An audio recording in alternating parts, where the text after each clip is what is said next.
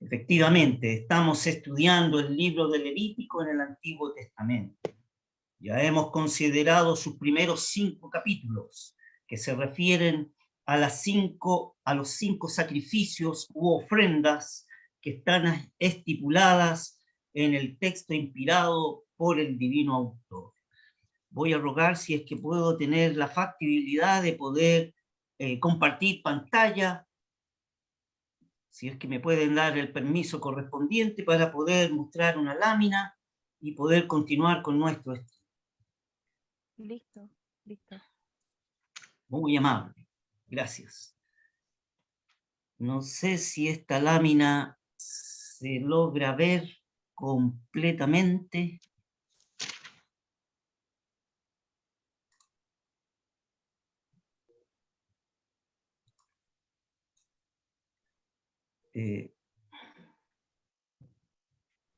Se ve perfecto el tabernáculo de reunión.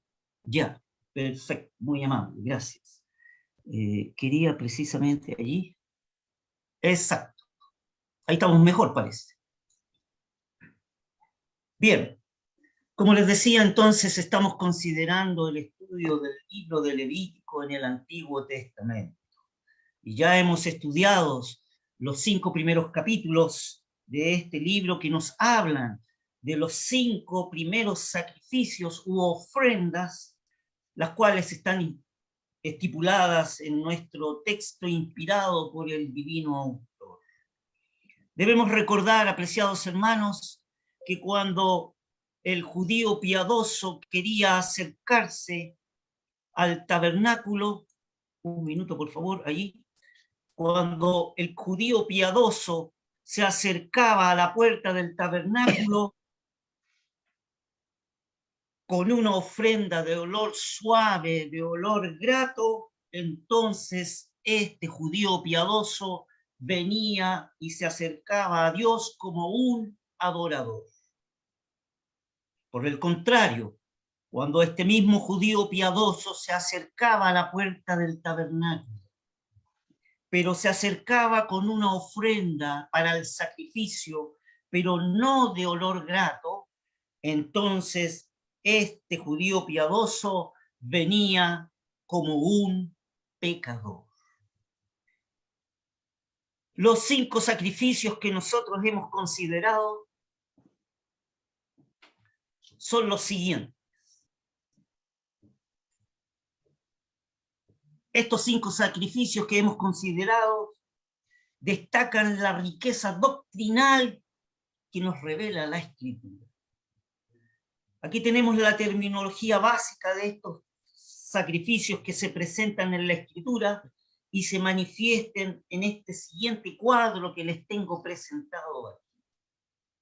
El primer sacrificio que nosotros estudiamos como un sacrificio de olor grato, de olor suave a Jehová, fue el sacrificio de holocausto, dentro del cual decíamos que la palabra hebraica que identificaba este sacrificio era olá.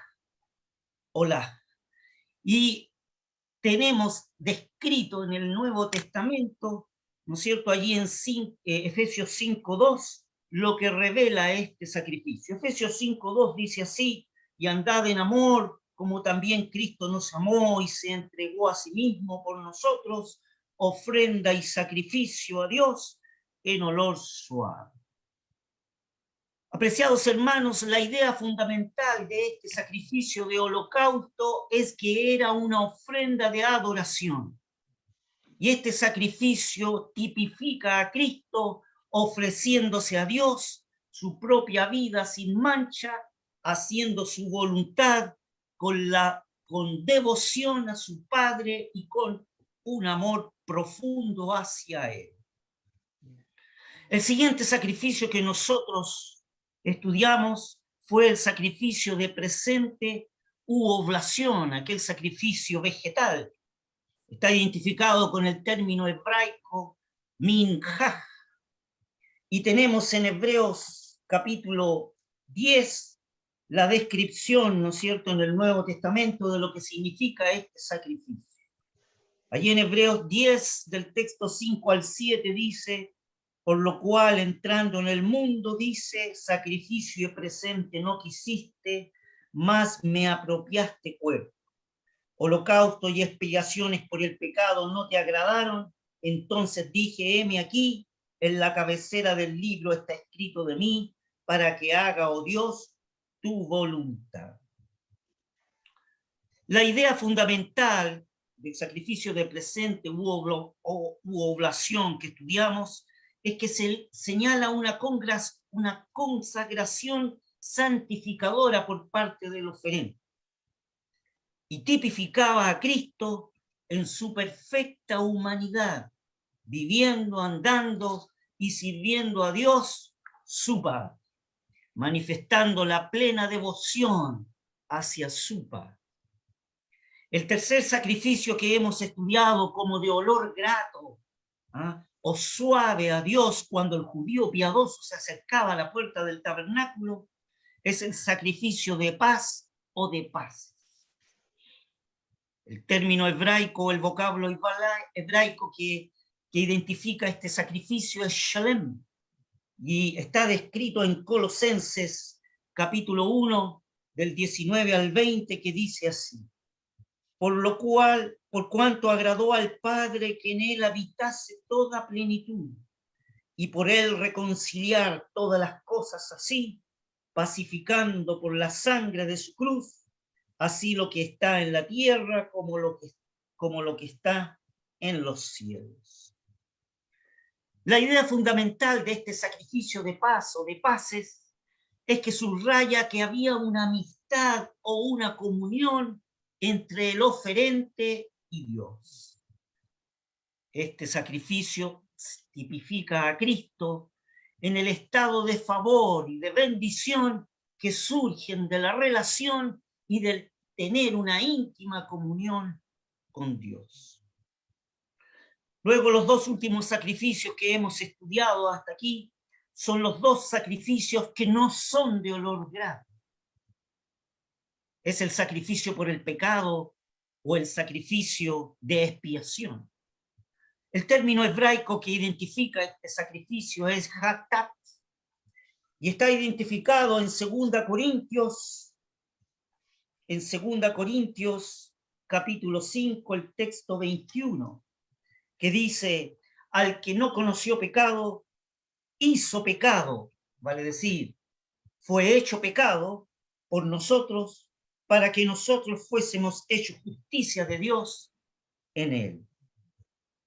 La idea fundamental del concepto del sacrificio de expiación es la remoción o el quitar el pecado o la culpa. La verdad que este sacrificio tipifica a Cristo en la muerte en la cruz del Calvario, donde Él derrama su sangre, dando su vida como sustituto por el pecador, destruyendo o eliminando el pecado del hombre delante de Dios, siendo efectiva esta obra a todo aquel que cree en Él, y en esa obra, en esa cruz de ignominia. El último sacrificio que hemos considerado en nuestros estudios es el sacrificio por la culpa. El vocablo hebraico que identifica esta porción de la Escritura es Hasham, y describe en el Nuevo Testamento, ¿no es cierto?, en Hebreos capítulo 9, el texto 15 y el texto 22, que dicen así: así que por eso es mediador de un Nuevo Testamento, para que interviniendo muerte para la remisión de las rebeliones que había bajo el primer testamento, los que son llamados reciban la promesa de la herencia eterna. Y en el texto 22 del capítulo 9 de Hebreos dice: y casi todo es purificado según la ley con sangre, y sin derramamiento de sangre no se hace remisión. La verdad que este sacrificio por la culpa, la idea fundamental, se caracteriza en la satisfacción o pago compensatorio que tenía que hacer el oferente cuando había ofendido a Dios o cuando había ofendido a algún hombre. Pero este sacrificio tipifica a Cristo en que toda la obra de redención que ha hecho ha dado plena satisfacción a la justicia y a la santidad de Dios en sus requerimientos para con él. Entonces, el sacrificio del amado siervo de Jehová puede presentarse bajo todos estos puntos de vista. Él es el antitipo completo. Él es la verdad. Él es el objeto principal y final de todos estos sacrificios que los tenemos descritos en estos primeros 5 capítulos de nuestro libro que estamos estudiando. El sacrificio de Cristo puede ser descrito desde cualquiera de estas apreciaciones.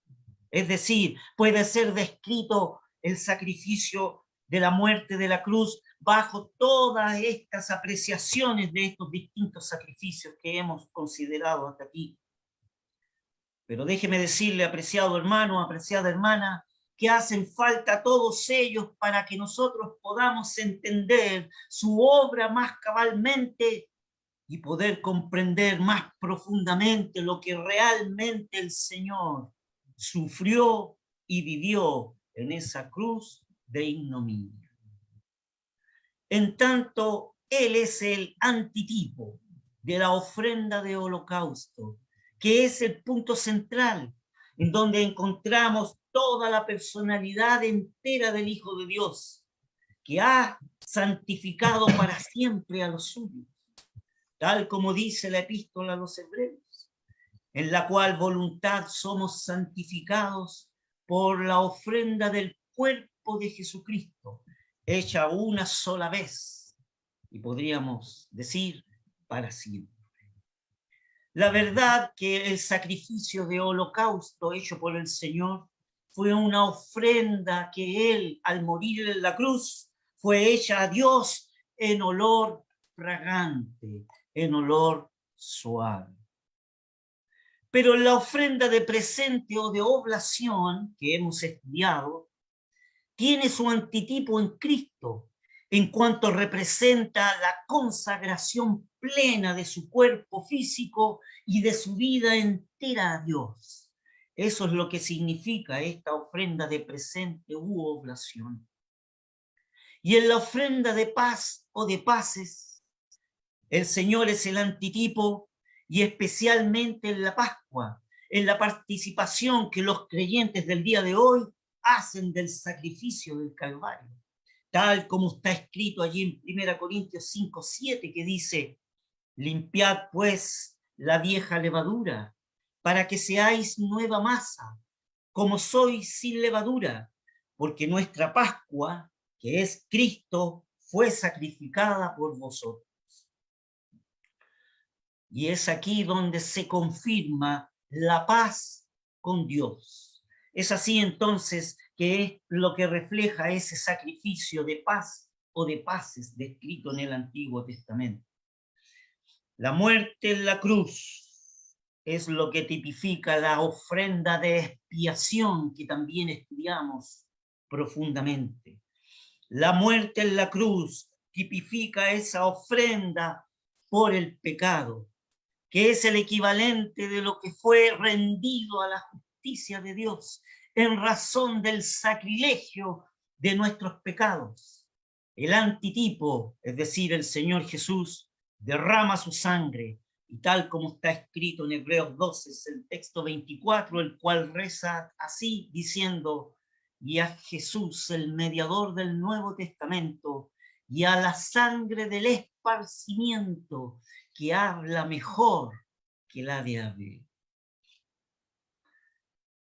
En el estudio que tuvimos el miércoles pasado acerca de la ofrenda por la culpa, la idea central era que se tenía que dar un pago compensatorio a la satisfacción demandada por la justicia de Dios y la compensación por la causa de la pena infligida por ese oferente. Esa causa de esa pena infligida, ya sea que había ofendido a Dios o había ofendido a los hombres.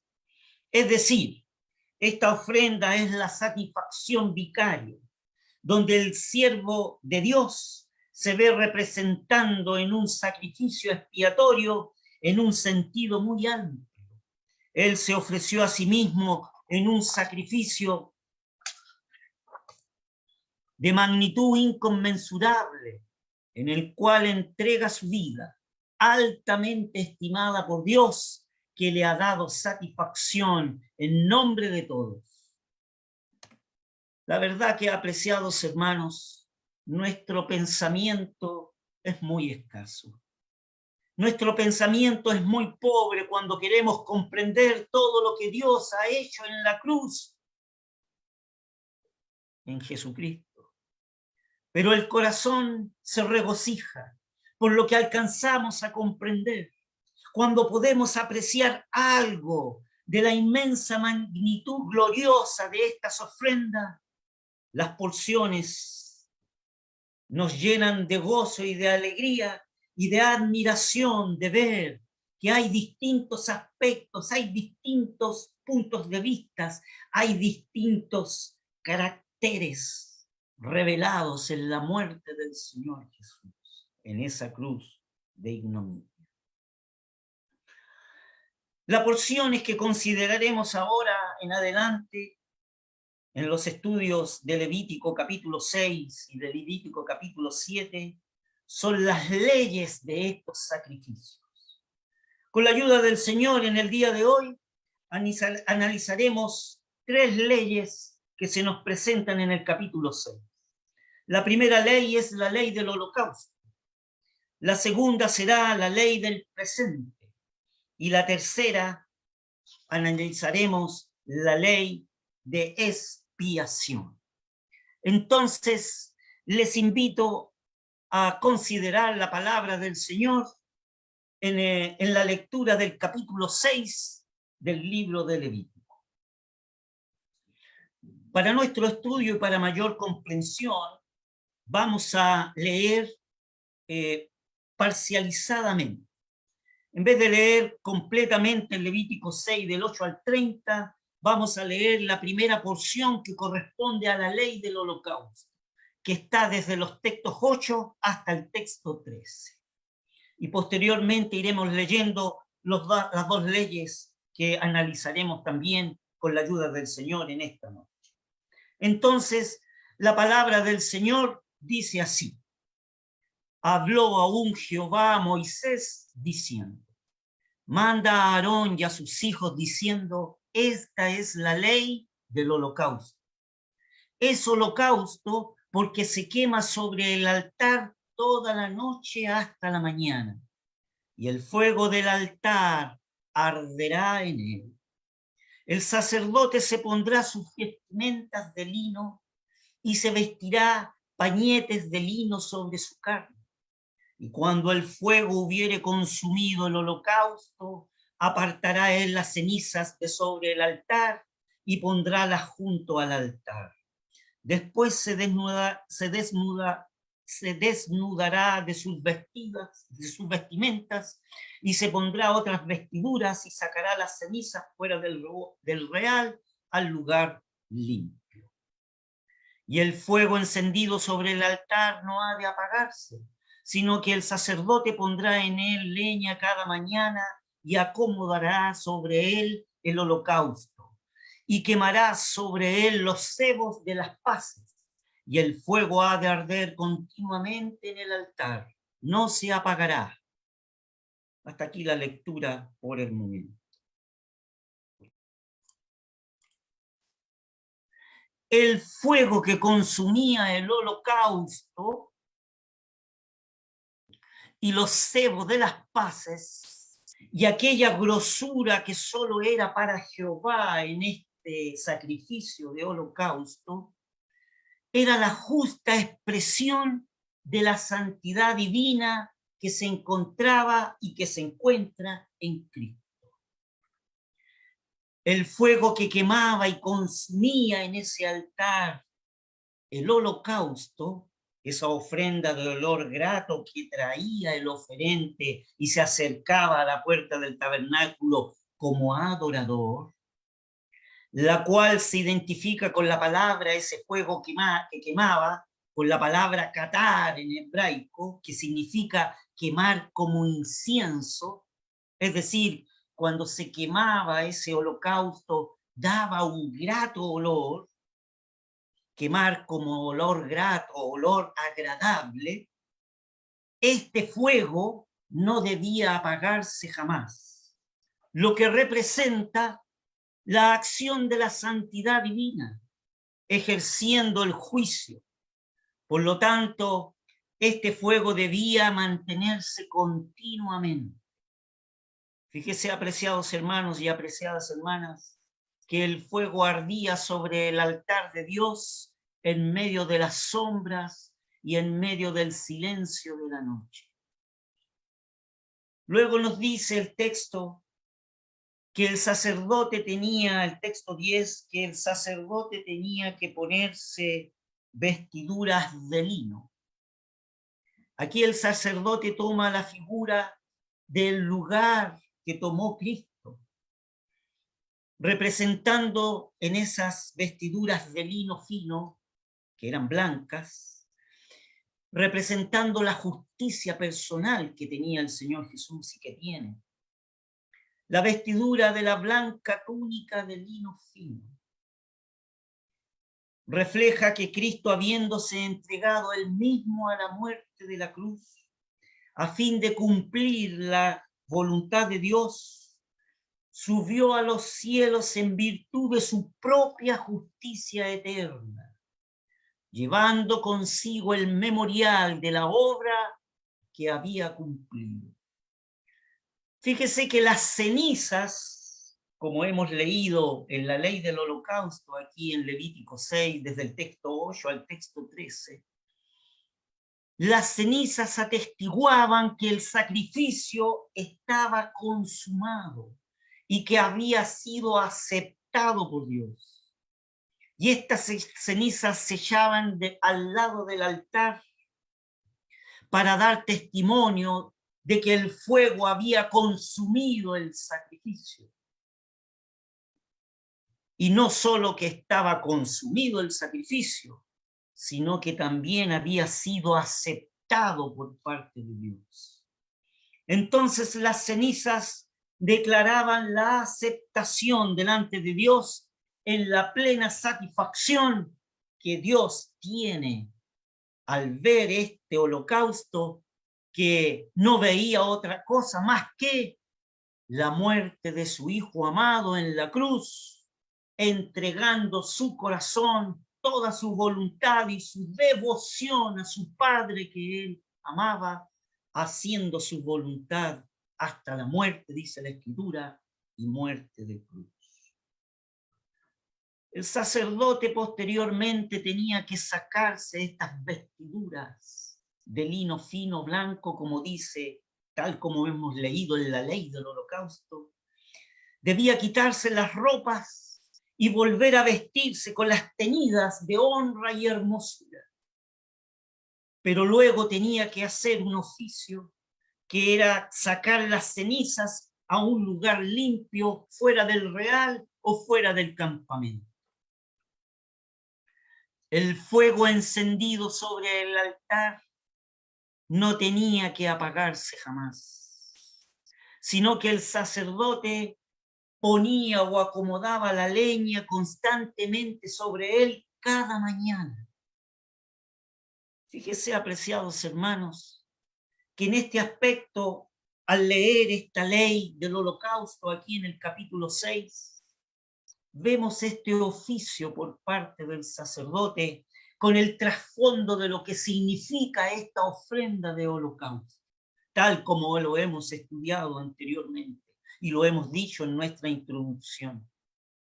Pero el oficio que hacía este sacerdote era un oficio sencillo, lleno de significado, y refleja la actitud del sacerdote que usted tiene que ser en Cristo. Un sacerdote sencillo, dispuesto, ordenado, con sencillez en su actuar, sobrio, solemne. Aquí encontramos y aprendemos en esta ley del holocausto que el sacerdote no hacía como él le parecía bien. El sacerdote hacía conforme a las instrucciones que estaba en la palabra del Señor. Si él tenía que vestirse de lino fino para poder realizar este sacrificio de holocausto, tal como la ley del holocausto lo establecía, el sacerdote no venía a la puerta del tabernáculo con otras vestiduras, no era un rebelde. El sacerdote era un ser obediente, dispuesto a servir con devoción a Dios en el oficio que le tocaba ejercer.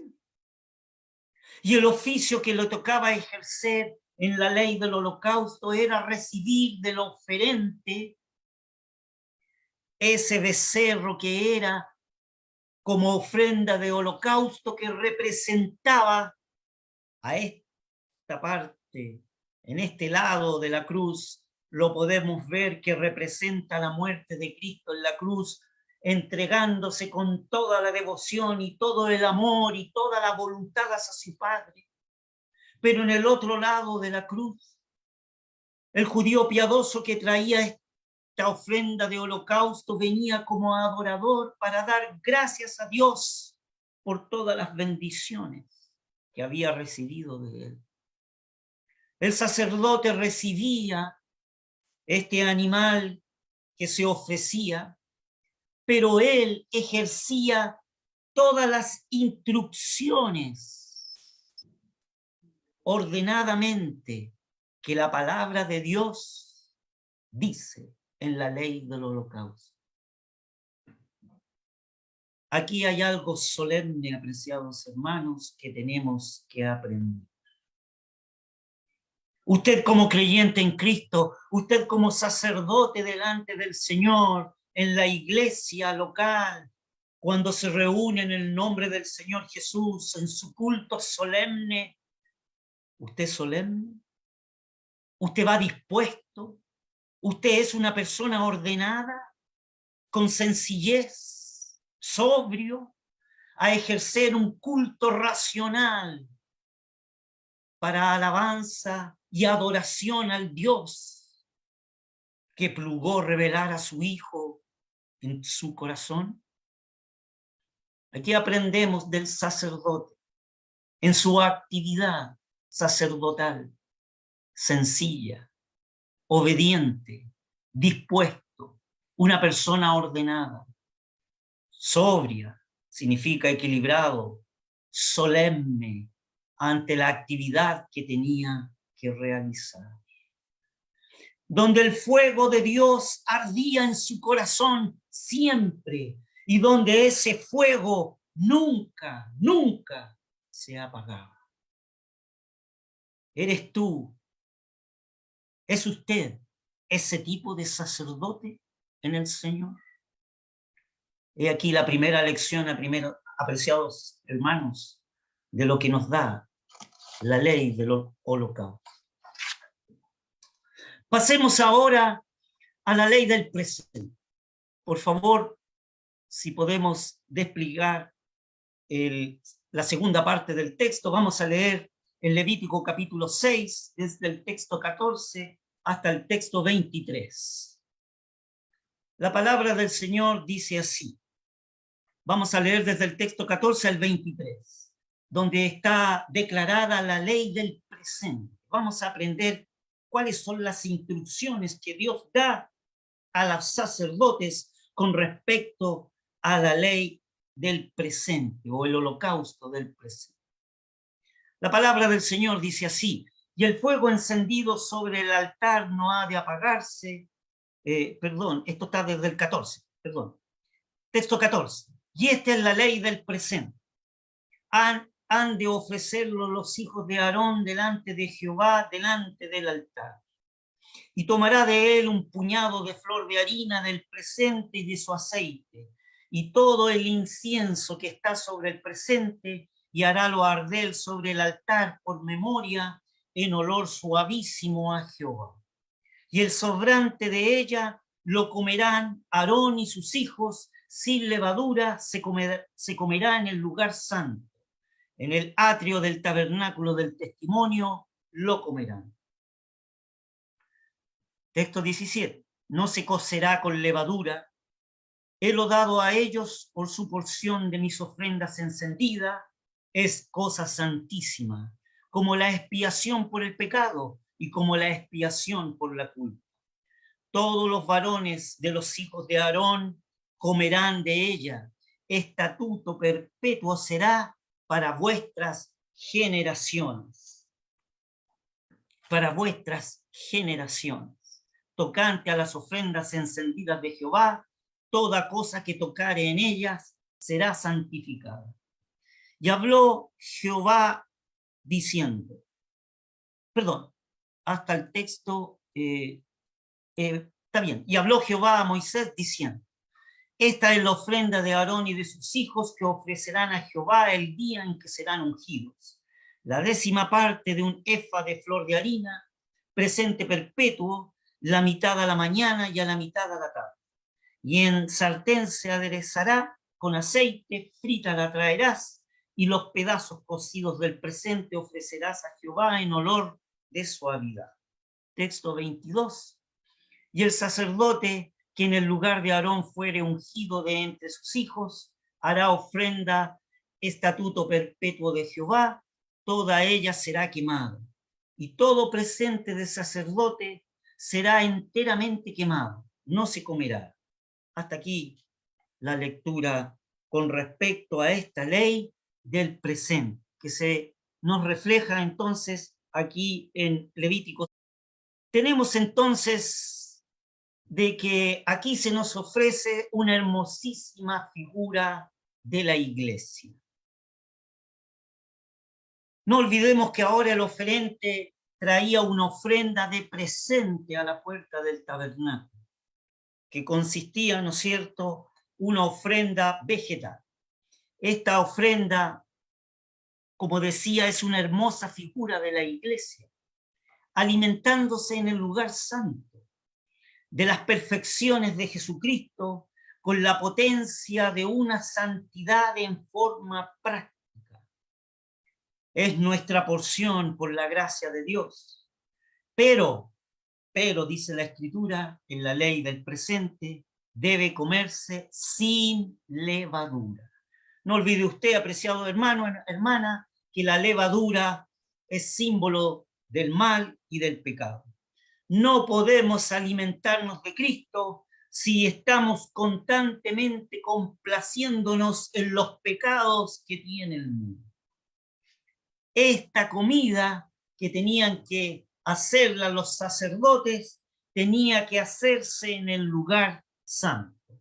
Les recuerdo entonces que cuando el judío piadoso se acercaba a la puerta del tabernáculo y traía esta ofrenda de presente, traía la flor de harina, la cual la recibía el sacerdote, y en esa harina untaba con aceite e incienso.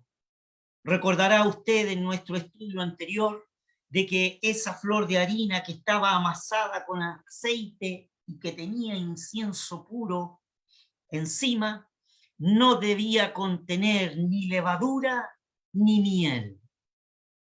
¿Se acuerda usted que decíamos que la levadura es el pecado? Y la miel refleja ese carácter meloso, tierno y dulce. Pues déjeme decirle que en esta ofrenda de presente o de oblación no tenía que tener ni levadura ni miel.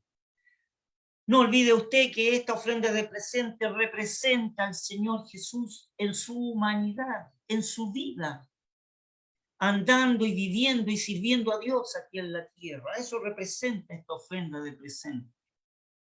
Y en esta ley que se establece aquí, se dice que el sacerdote tenía con su mano tomar un puño de esta flor de harina untada con aceite, amasada con aceite y con incienso, sin levadura y sin miel, y tenía que ser quemada en el altar.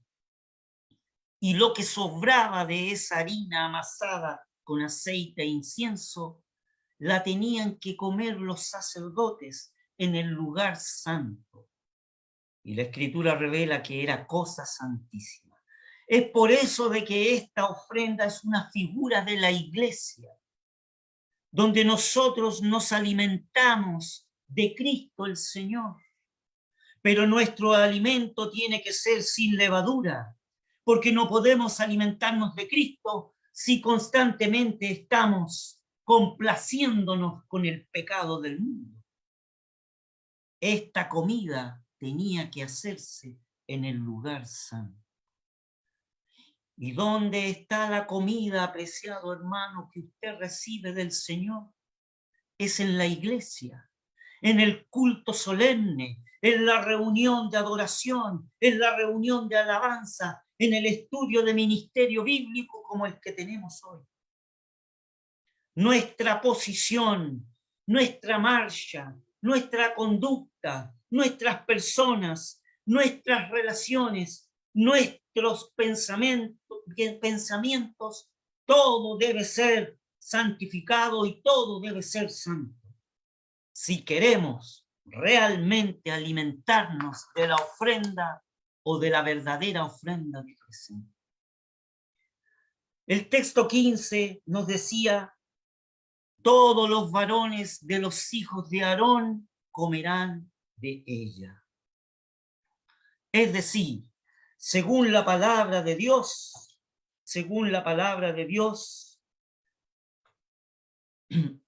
se necesitaba una verdadera energía sacerdotal para poder gozar de esta santa porción que tenían los sacerdotes como privilegio delante de Dios. Si la ofrenda de presente representa la humanidad de Cristo, la cual era quemada en ese altar, y era una ofrenda suave de olor grato, no olvide usted de que el fuego consumidor significa el juicio de Dios. Por lo tanto, aquí se revela la muerte de Cristo en satisfacción dada a Dios con un cuerpo santo entregado enteramente a su Padre en devoción y amor. Nosotros hemos, así como los sacerdotes tenían que alimentarse de la porción que no era quemada en ese altar, es así como nosotros tenemos que alimentarnos con esa energía sacerdotal para poder gozar de la porción que nos corresponde al alimentarnos de Cristo. Fíjese que los hijos de Aarón expresan la idea de energía en la acción sacerdotal, mientras que las hijas de Aarón representan la debilidad o la flaqueza. Mire lo que dice Números en el capítulo 18, del texto 8 al 13. Lo voy a leer, por favor, tenga paciencia. Escuche atentamente lo que dice la palabra del Señor en Números capítulo 18, del 8 al 13. Dijo más Jehová a Aarón: he aquí yo te he dado también la guarda de mis ofrendas. Todas las cosas sagradas de los hijos de Israel te he dado por razón de la unción, y a tus hijos por estatuto perpetuo. Esto será tuyo de la ofrenda de las cosas santas reservadas del fuego. Toda ofrenda de ellos, todo presente suyo, y toda expiación por el pecado de ellos, y toda expiación por la culpa de ellos, que me han de presentar, será cosa muy santa para ti y para tus hijos. En el santuario la comerás, todo varón comerá de ella, cosa santa será para ti. Eso también será tuyo, la ofrenda elevada de sus dones y todas las ofrendas agitadas de los hijos de Israel he dado a ti y a tus hijos y a tus hijas contigo por estatuto perpetuo. Todo limpio en tu casa comerá de ellas. de aceite y de mosto y de trigo, todo lo más escogido, las primicias de ello, que presentarán a Jehová, a ti las he dado. Las primicias de todas las cosas de la tierra de ellos, las cuales traerán a Jehová, serán tuyas. Todo limpio en tu casa, comerán de ellas. Habían cosas que los sacerdotes tenían que comer. Y habían cosas que podían comer los hijos, pero habían cosas que las hijas no podían comer. Espiritualmente esto nos refleja de que los hijos varones de Aarón representan la energía de la acción sacerdotal, pero las hijas de Aarón representan la flaqueza y la debilidad del hombre. Habían cosas que podían comer los hijos y habían cosas que no podían comer las hijas. Nuestros corazones deberían desear, apreciados hermanos, ardientemente la medida más alta de la energía sacerdotal a fin de que estuviésemos en un estado de llenar nuestras funciones sacerdotales más elevadas y participar así en el orden más elevado del alimento que corresponde al sacerdote en Cristo, en la iglesia del Señor.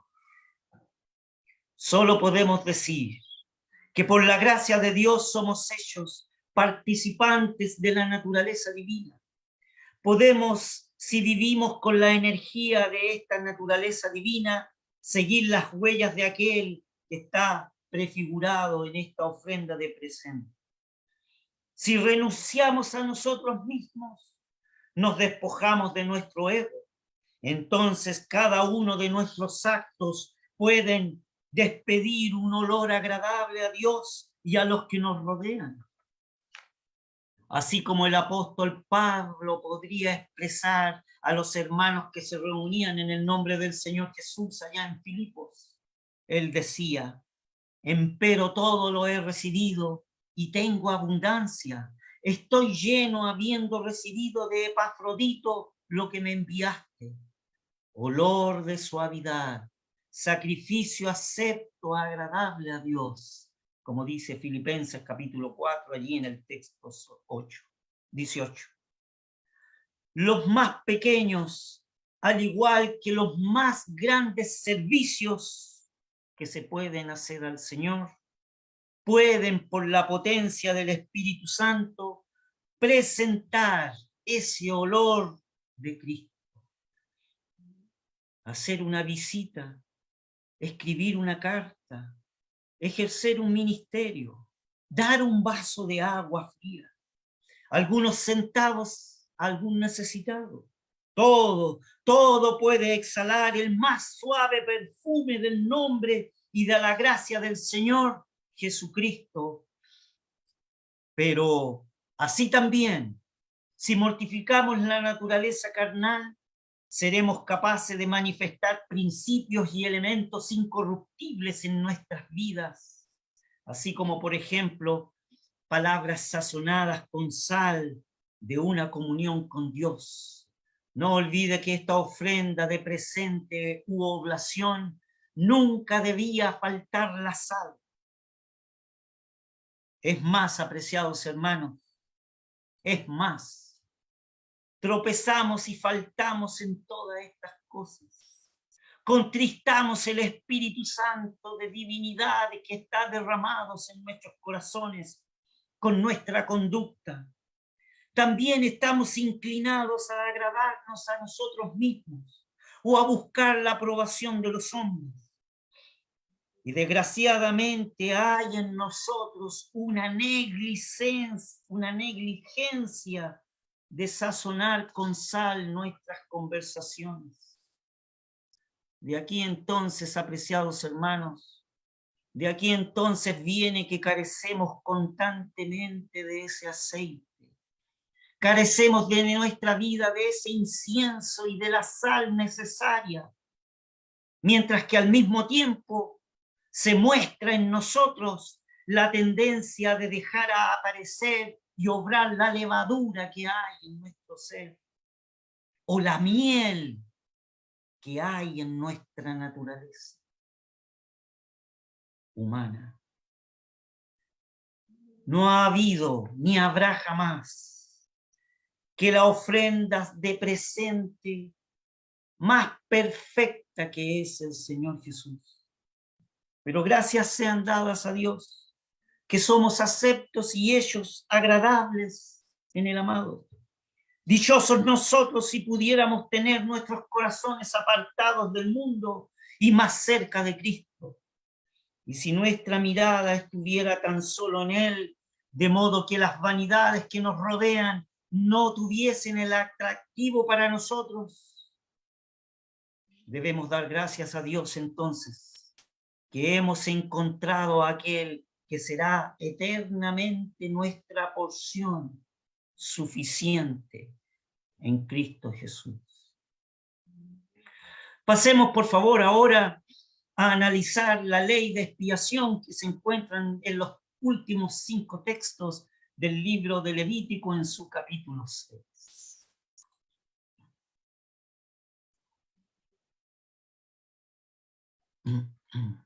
Si podríamos desplegar el texto, por favor. Muchas gracias.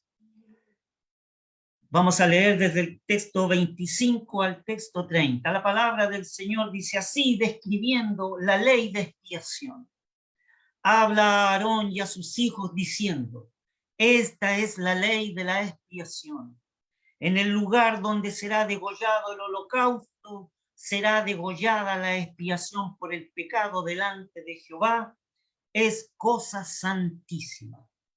El sacerdote que la ofreciere por expiación, la comerá, en lugar santo será comida, en el atrio del tabernáculo del testimonio. Texto 27.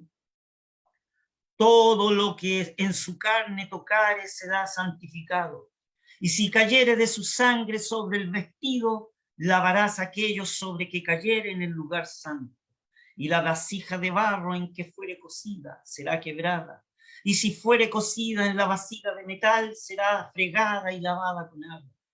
Todo varón de entre los sacerdotes la comerá, es cosa santísima, mas no se comerá de expiación alguna, de cuya sangre se metiera en el tabernáculo del testimonio para reconciliar en el santuario.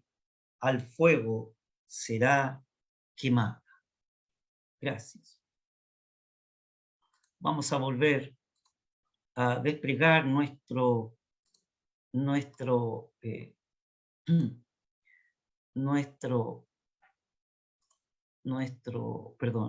imagen. Eso, gracias.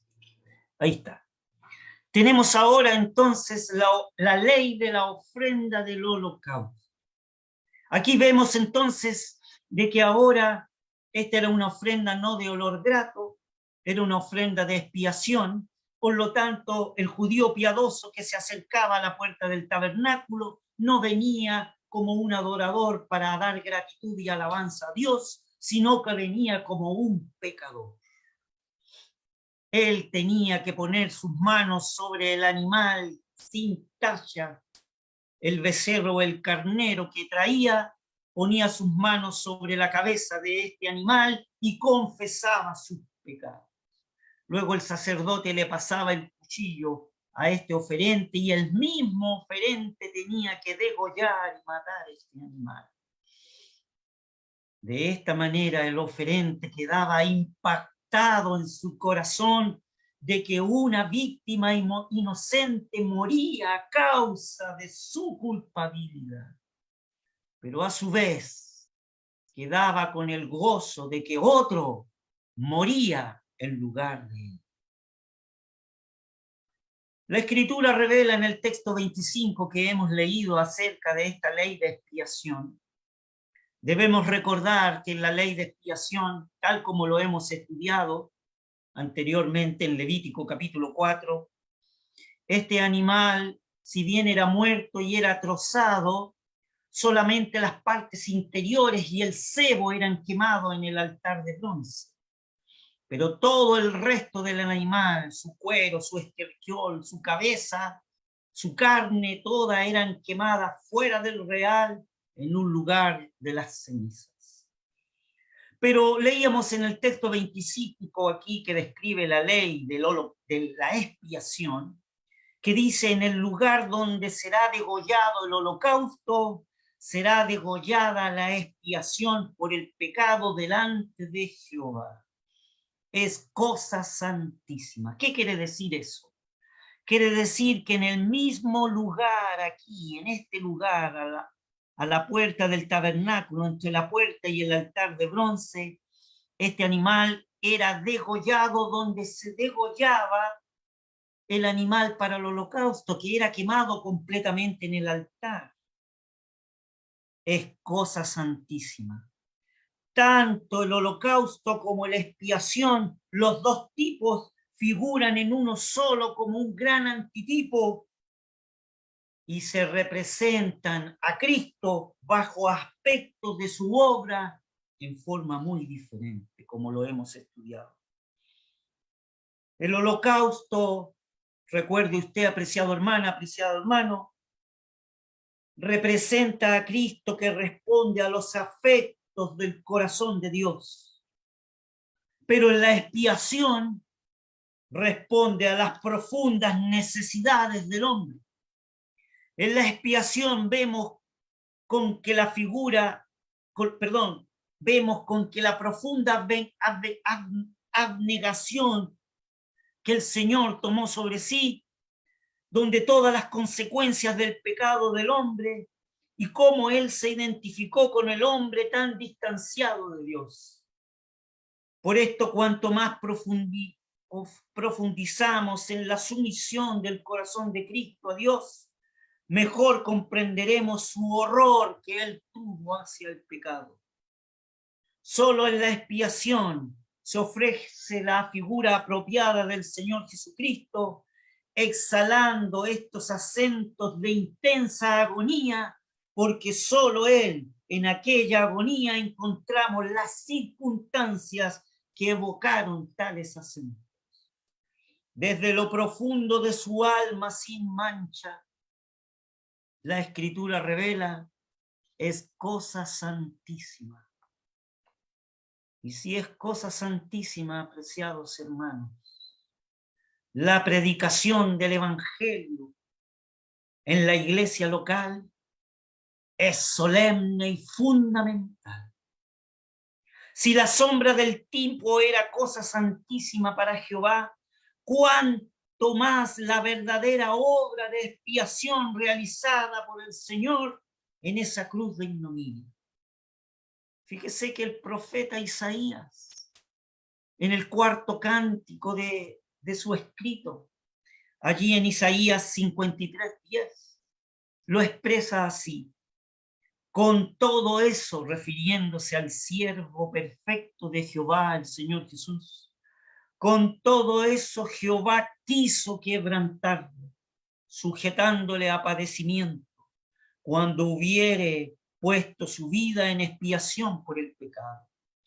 Luego el texto en su segunda parte dice: verá linaje, vivirá por largos días, y la voluntad de Jehová será en su mano prosperada. Pero quisiera llamar la atención a la primera parte del texto, cuando dice: con todo eso Jehová quiso quebrantarlo, sujetándole a padecimiento, cuando hubiere puesto su vida en expiación. Expiar significa quitar, por la expiación, quitar la culpa por causa del pecado. Al pensar en esta porción de la Escritura que escribió Isaías proféticamente, nos hace pensar del cristiano verdadero, adorando al Señor, pero quitando el calzado de sus pies, pues el que sufre aquí es Dios. Y es muy conmovedor, apreciados hermanos, en que Jehová quiso quebrantar al que nunca hizo maldad, ni se halló engaño en su boca. Pero cómo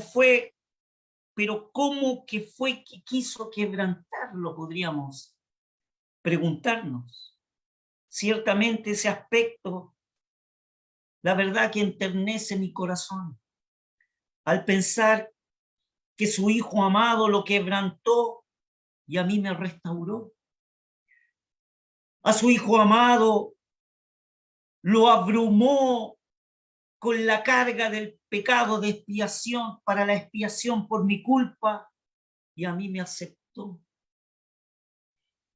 Al pensar de que a su Hijo amado cargó en él el pecado de todos nosotros y mío, y a mí me perdonó tal como soy.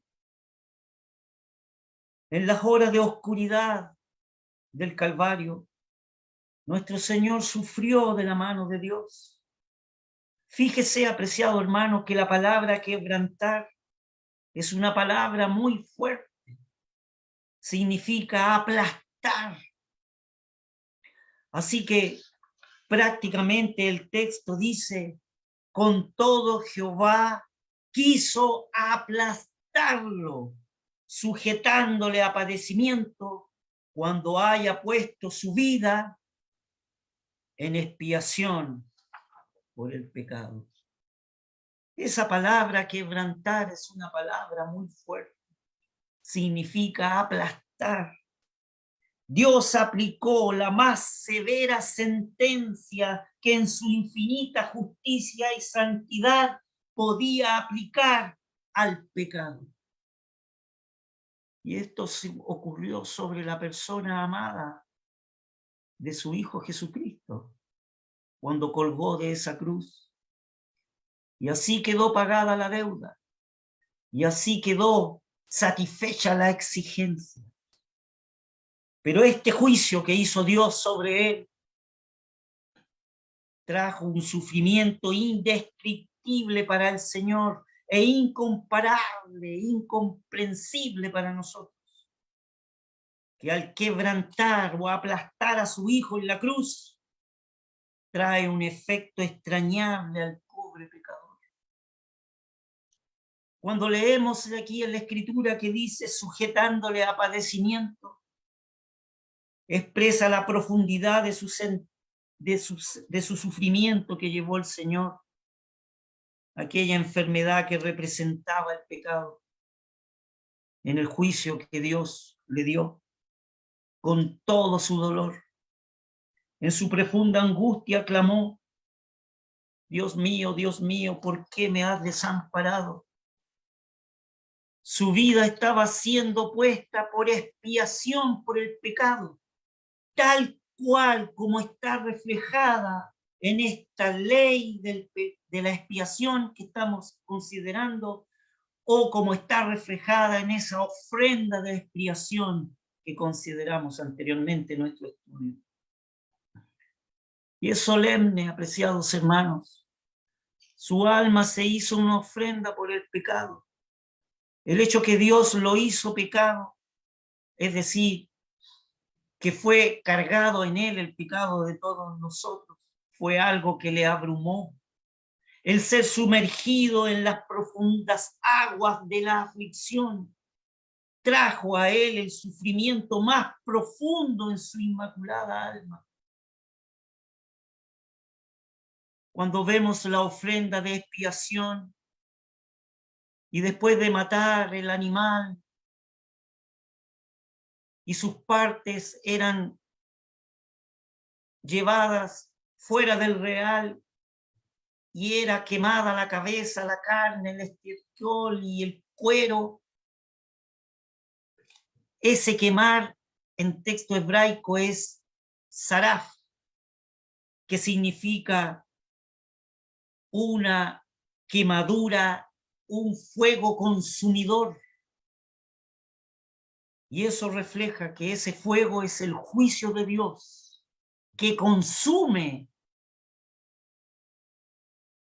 la ofrenda de expiación fuera del real, consumía ese animal, pero en la cruz del Calvario era el fuego consumidor que consumía el pecado del hombre. Hoy podemos postrarnos en adoración y podríamos reconocer las profundas aguas del amor divino, derramado abundantemente por la gracia de Dios en nosotros. Ese es el antitipo de la ofrenda de expiación.